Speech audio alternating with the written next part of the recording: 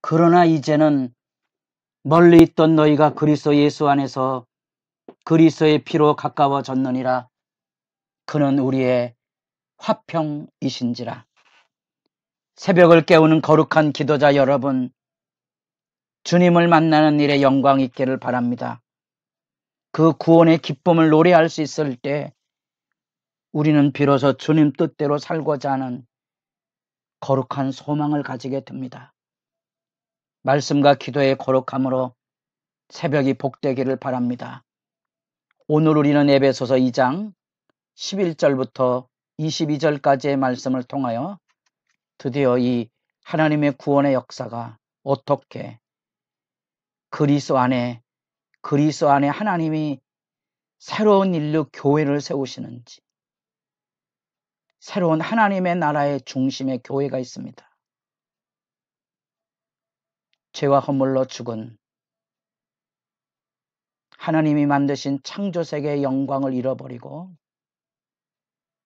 에덴 밖으로 쫓겨났던 인간이 이제 다시 에덴 안으로, 다시 그리스도 안으로, 다시 천국 안으로 들어오는 새로운 구원 역사가 시작이 됩니다. 회복이 이루어지는 겁니다. 그 회복의 중심에 교회가 있습니다. 하나님께서 그리스도 안에서 하신 일, 그리스도 밖에 있었던 유대인과 이방인들의 반목과 질시가 그리스도 안에서 하나의 평화가 이루어져서 이제 그리스도 안으로 초대되었음을 만나는 은혜의 평화, 그 놀라운 역사를 우리가 지금 읽어가고 있습니다. 구원의 진리에 대하여 에베소서 2장보다 분명한 진리는 없다 그랬습니다. 2장 4절 그러나라는 말을 크게 써놓아야 된다 그랬습니다. 그러나 긍휼이 풍성하신 하나님이 우리를 사랑하신 그 큰 사랑을 인하여 허물로 죽은 우리를 그리스도와 함께 살리셨다. 구원의 선포입니다. 죄의 허물로 죽어서 불순종과 욕망의 욕심을 따라 헤매다가 비참하게 죽을 존재인 죽음의 존재에서 예수의 새 생명과 예수의 놀라운 생명의 부활과 예수와 더불어 만날 영원한 재림의 영광의 우편 보좌에 들어갈 구원이 열려진 겁니다. 그게 은혜의 역사입니다. 그게 은혜라는 말입니다. 그래서 은혜로 인하여 우리가 구원을 얻었습니다. 값없는 선물을 받은 거지요. 그 감격이 있으면 하나님이 우리를 구원하신 그 뜻, 곧 선한 일에 열심하는 친백성으로 사결될 것입니다. 이제 11절부터 우리가 있는 본문 안에 그 구원받은 백성의 교회의 공동체가 무엇인지를 밝혀주고 있습니다. 첫 번째 등장하는 것은 그리스도 밖에 있었던 이방인에 대한 얘기입니다. 우리가 2장 1절로부터 3절까지가 죄와 허물로 죽었던 존재에서 4절부터 하나님의 은혜와 사랑으로 생명의 존재가 되었다는 사실을 밝히고 있다면 여기 11절부터 12절까지는 그리스도 밖에 있었던 이방인이 어떻게 거룩한 교회로 들어오게 되었는가를 대조하고 있습니다. 그래서 13절에도 크게 그러나 하고 이 사실을 대조하실 수 있어야 됩니다. 그러면 그리스도 밖에 있었던 존재는 어떤 존재냐? 5가지 거기에 나옵니다. 찾아보시면 도움이 될 것입니다. 이방인들은 그리스도가 없었고 하나님의 백성 이스라엘과는 단절이 되었고 하나님의 백성으로서의 언약에는 외인이고 소망이 없고 하나님 없는 존재였다는 겁니다. 특별히 할례받지 못하다는 이 말 안에는 부정한 존재라는 개념이 담겨져 있습니다. 구약 성경에 할례받지 못했다는 말이 쓰이고 있는 용례를 아시죠? 불황당 같은 놈들인 거지. 하나님 앞에 부정한 존재입니다.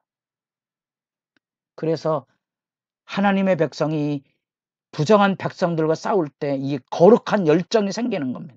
그것이 거룩한 전쟁입니다. 누가 그것을 가장 선연하게 생생하게 우리에게 들려줍니까? 다윗이지요. 할례받지 못한 저 블레셋의 불황당들 옆에 우리가 숨도 못 쉬고 하나님을 조롱하고 하나님의 백성을 능멸하는데 굴종에 서 있는 현실이 너무 안타까웠던 거지. 그게 다윗의 용기입니다. 할례받지 못한 백성, 언약에서 예외된 백성, 하나님의 구원의 백성이 아니었던 거예요.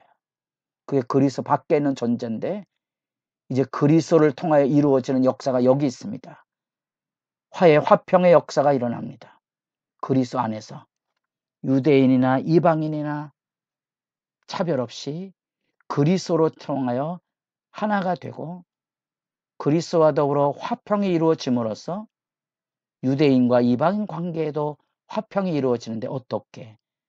한 성령 안에서 한 사람 새로운 신앙 공동체 새 사람으로 변화되어서 초대되는 거죠.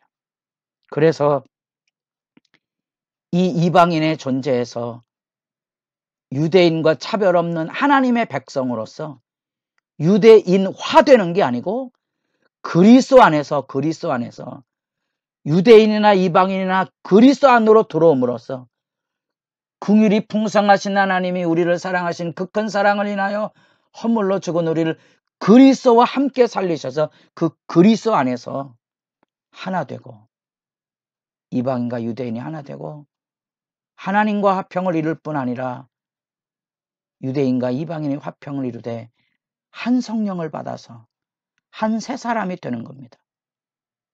그게 그리스도 안에 이루어지는 새로운 하나님의 백성, 그것을 표현하는 말이 에베소서의 그 웅대한 구원의 영광의 증언인데 하나님의 가족이 되는 거죠. 하나님의 가족.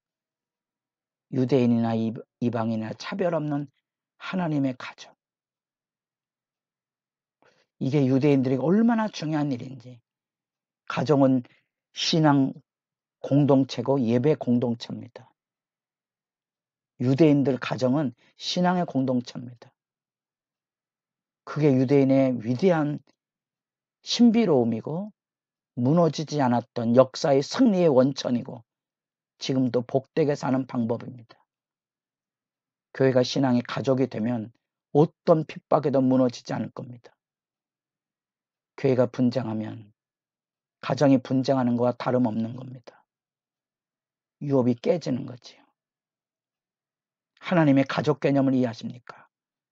여러분들이 교회 안에서 천국의 가정을 경험해야 천국이 환상이 아닌 먼 미래의 뜬구름이 아닌 우리 온몸으로 느끼는 천국이 사실이라는 사실을 고백하고 공유하고 실제로 향유하는 것입니다.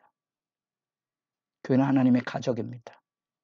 잊을 수 없는 은혜의 사람들과의 교제에 이어서 여러분이 사도신경을 읽을 때 의미를 부여하십시오. 성령을 믿사오며 거룩한 공회. 여러분들에게 교회가 거룩하다고 보십니까? 고린도전서 읽으시면서 대답하셔야 됩니다.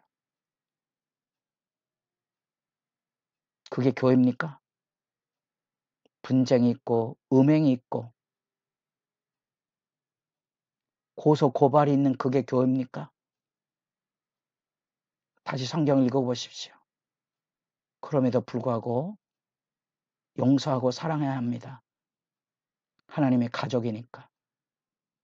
누군가는 눈물을 흘려야 되고 누군가는 그 죄의 징벌을 대신 짊어져야 되고 누군가는 하나님 앞에 헌신함으로 싸매야 되고 누군가는 욕먹고 비난받으며 교회 일치를 지켜야 됩니다. 바울의 표현 그대로 그리스도의 남은 고난을 내 육체에 채우는 거죠. 이 사실을 확인하십시오. 새로운 하나님의 백성으로 가족을 이루고 있는지 그리고 함께 지어져 가는데 건물이 아닌 신앙 공동체가 세워져 가는 겁니다.